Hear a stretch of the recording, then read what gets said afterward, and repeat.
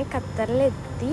എൻ്റെ ഒരു ആഗ്രഹമായിരുന്നു എനിക്ക് ഖത്തറിൽ വരണം എന്നുണ്ടായിരുന്നു. എൻ്റെ ചേച്ചിയൊക്കെ ഈ അടുത്ത് വന്നിട്ടുണ്ടായിരുന്നു.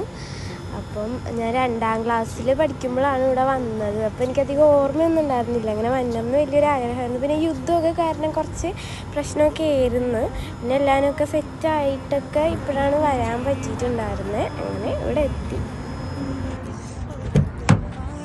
ഗൈസ്, ഫുഡൊക്കെ കഴിച്ച് കഴിഞ്ഞിട്ട് ഇപ്പോൾ വണ്ടിയിലേക്ക് കയറാണ്. ഇനി നേരെ റൂമിലേക്ക് പോവാണ്.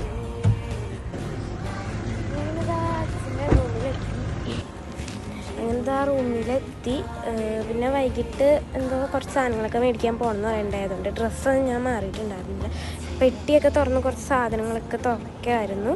പിന്നെ കുറച്ച് നേരം അവിടെ എൻ്റെ ഡാൻസൊക്കെ കണ്ട് അങ്ങനെ ഇരിക്കുകയായിരുന്നു. ഇപ്പോൾ സമയം 4:30 ആയിട്ടുണ്ട്. 4:30 അല്ല, 4 മണി ആയിട്ടുണ്ട്. അപ്പം വെറുതെ റൂമിൽ ഇരിക്കുകയായിരുന്നു. അപ്പോൾ അച്ഛൻ പറഞ്ഞു ജസ്റ്റ് താഴെയൊക്കെ ഇറങ്ങി നടന്നിട്ട് വരാനായിട്ട്. പിന്നെ കുറച്ച് സാധനങ്ങളൊക്കെ മേടിക്കാൻ വേണ്ടിയിട്ട് പുറത്തേക്ക് പോകാം.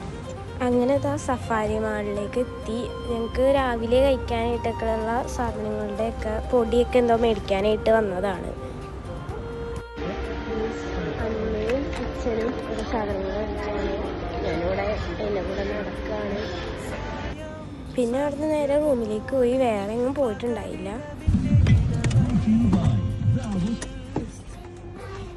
റൂമിലെത്തി.